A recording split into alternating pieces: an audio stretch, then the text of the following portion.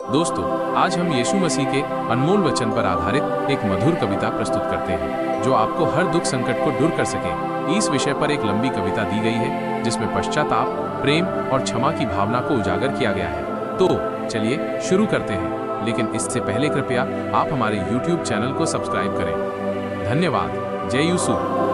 एक फिर जब मनुष्य भूमि के ऊपर बहुत बढ़ने लगे और उनके बेटियां उत्पन्न हुई, तब परमेश्वर के पुत्रों ने मनुष्य की पुत्रियों को देखा कि वे सुंदर हैं, सो उन्होंने जिस जिसको चाहा उनसे ब्याह कर लिया। 3 और यहोवा ने कहा, मेरा आत्मा मनुष्य से सदा लो विवाद करता न रहेगा, क्योंकि मनुष्य भी शरीर ही है, उसकी आयु 120 वर्ष की होगी। 4 उन दिनों में पृथ्वी पर दानव रहते थे, और इसके पश्चात जब परमेश्वर के पुत्र मनुष्य की पुत्रियों के पास गए, तब उनके द्वारा जो संतान उत्पन्न हुए वे पुत्र शूरवीर होते थे, जिनकी कीर्ति प्राचीन काल से प्रचलित है। 5 और यहोवा ने देखा कि मनुष्यों की बुराई पृथ्वी पर बढ़ गई है, और उनके मन के विचार में जो कुछ उत्पन्न होता है सो निरंतर बुरा ही होता है।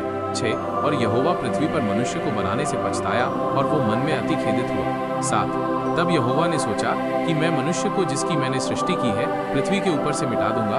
क्या मनुष्य, क्या पशु, क्या रेंगने वाले जंतु, क्या आकाश के पक्षी, सबको मिटा दूंगा, क्योंकि मैं उनके बनाने से पछताता हूँ।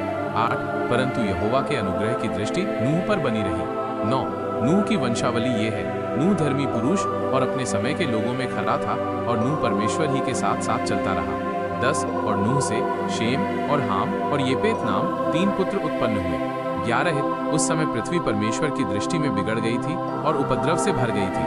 12 और परमेश्वर ने पृथ्वी पर जो दृष्टि की तो क्या देखा कि वो बिगड़ी हुई है, क्योंकि सब प्राणियों ने पृथ्वी पर अपनी अपनी चाल चलन बिगाड़ ली थी। 13 तब परमेश्वर ने नूह से कहा, सब प्राणियों के अंत करने का प्रश्न मेरे सामने आ गया है, क्योंकि उनके कारण पृथ्वी उपद्रव से भर गई है, इसलिए मैं उनको पृथ्वी समेत नाश कर डालूंगा। 14 इसलिए तू गोपेर वृक्ष की लकड़ी का एक जहाज बना ले, उसमें कोठरियां बनाना और भीतर बाहर उस पर राल लगाना। 15 और इस ढंग से उसको बनाना, जहाज की लंबाई 300 हाथ, चौड़ाई 50 हाथ और ऊंचाई 30 हाथ की हो। 16 जहाज में एक खिड़की बनाना, और इसके एक हाथ ऊपर से उसकी छत बनाना, और जहाज की एक अलंग में एक द्वार रखना, और जहाज में पहला, दूसरा, तीसरा खंड बनाना। 17 और सुन, मैं आप पृथ्वी पर जल प्रलय करके सब प्राणियों को जिनमें जीवन की आत्मा है आकाश के नीचे से नाश करने पर हूँ, और सब जो पृथ्वी पर हैं मर जाएंगे।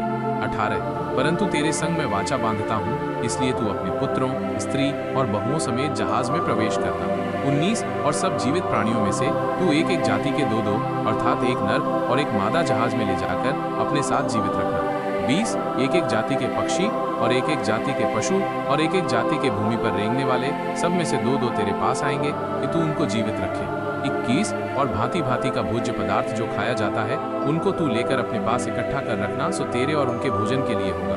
22 परमेश्वर की इस आज्ञा के अनुसार अगर आपको ये अनमोल वचन अच्छा लगे तो हमारे YouTube चैनल को सब्सक्राइब करें। धन्यवाद। जय यीशु।